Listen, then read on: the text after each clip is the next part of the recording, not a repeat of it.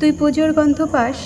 হ্যাঁ পাই তো, ধূপ ধুনোর গন্ধ, আর ওই গন্ধ মানেই তো পুজো। না না, তা বলছি না। ধর প্রকৃতিতে পুজো পুজো গন্ধ, তোর চারপাশে ঘিরে থাকা পুজো পুজো গন্ধ, সেটাও তো পাই। শিউলির গন্ধ, ছাতিমের গন্ধ। আর কথা এগুলুম না। বুঝতে পারলুম নিজের মনকে ঠিক প্রকাশ করতে পারছি না। সত্যিই আজকাল যেন কেমন হয়ে যাচ্ছি। যা ফেলে এসেছি, যা হারিয়ে গেছে, তাকেই খুঁজে বেড়াই, তাকেই আবারও পেতে চাই। আমাদের সময় পুজো মানে ছিল একটা মাদকতা। কতদিন আগে থেকে শুরু হতো তার তোড়জোড়। জল ভরা ঘন মেঘগুলো কখন যেন ধীরে ধীরে নিজেদের বাড়ি ফিরে যেত।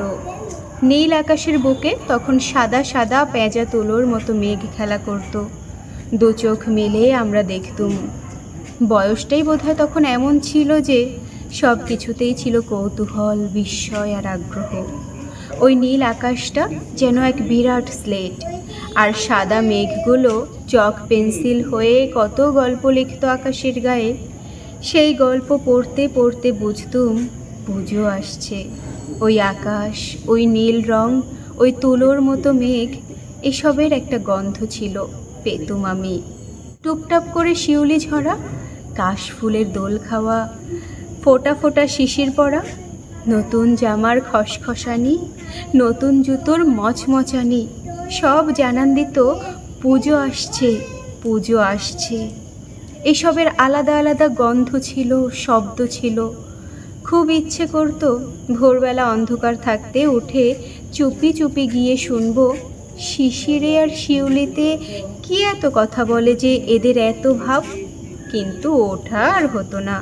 যখন ঘুম ভাঙত, সূর্যদেব ততক্ষণে বিশ্ব চরাচরকে ঝলমলে করে দিয়েছেন। সকালের নরম রোদ তখন খেলা করছে শিশির মাখা শিউলির সঙ্গে। পুজোর দিনগুলোর একটা আলাদা গন্ধ পেতুম। পুজোর দিনগুলোর একটা আলাদা গন্ধ পেতুম।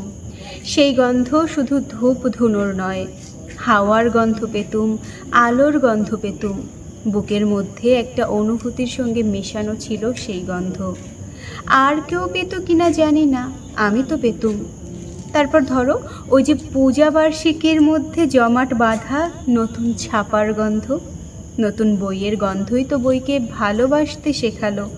দূর থেকে মাইকে ভেসে আসা গান, তাতেও ছিল পুজো পুজো গন্ধ। ভাগ্যিস তখন এই থিম পুজোর চল ছিল না। তাই তো আমরা ছোটবেলায় পুজোগুলোতে প্রাণের ছোঁয়া পেয়েছি, আন্তরিকতা পেয়েছি।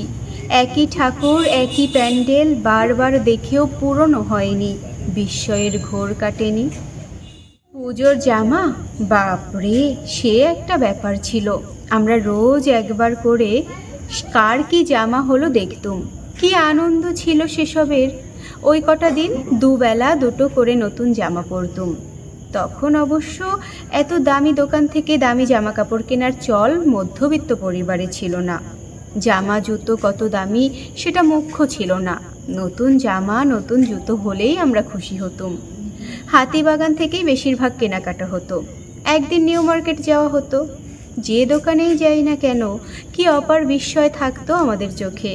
সবেতেই তো তখন আমরা খুশি হতুম, তাই দুঃখ আমাদের কাছে ঘেঁষতে পারতো না। নতুন জুতো পরে হেঁটে হেঁটে ঠাকুর দেখতে গিয়ে পায়ে ফোসকা পরাটাও যেন পুজোর অঙ্গ ছিল। ওটা না হলে ঠাকুর দেখাটা ঠিক সম্পূর্ণ হতো না।